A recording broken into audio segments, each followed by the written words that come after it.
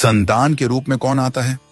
पूर्व जन्म के कर्मों से ही हमें इस जन्म में माता पिता, भाई बहन, पति पत्नी, प्रेमिका, मित्र शत्रु, सगे संबंधी इत्यादि संसार के जितने भी रिश्ते नाते हैं सब मिलते हैं, क्योंकि इन सब को हमें या तो कुछ देना होता है या इनसे कुछ लेना होता है।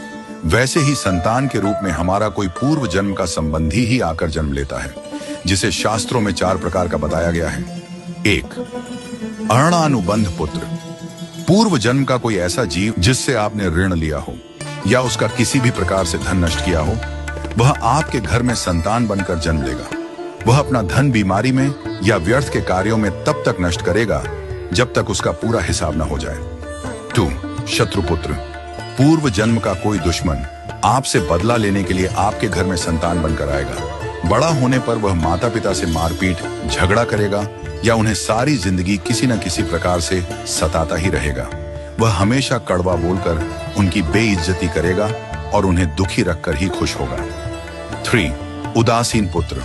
इस प्रकार की संतान न तो माता पिता की सेवा करती है, न ही कोई सुख देती है। वह उन्हें उनके हाल पर मरने के लिए छोड़ देती है। विवाह होने पर यह माता पिता से अलग हो जाते हैं और उनकी चिंता नहीं करते। 4. सेवक पुत्र। पूर्व जन्म में यदि आपने किसी की खूब सेवा की है तो वह अपनी की हुई सेवा का ऋण उतारने के लिए आपकी सेवा करने के लिए पुत्र बनकर आता है।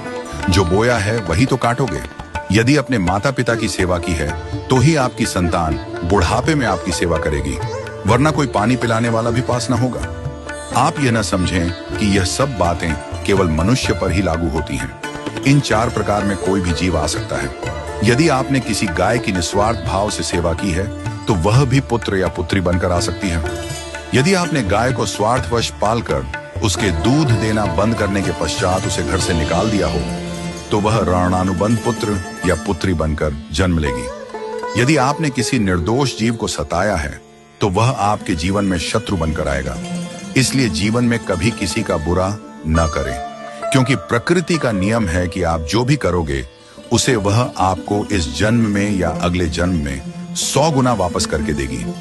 यदि आपने किसी को 1 रुपया दिया है तो समझो आपके खाते में 100 रुपया जमा हो गए हैं। यदि आपने किसी का 1 रुपया छीना है तो समझो आपकी जमा राशि से 100 रुपये निकल गए। जरा सोचिए, आप कौन सा धन साथ लेकर आए थे और कितना साथ लेकर जाओगे?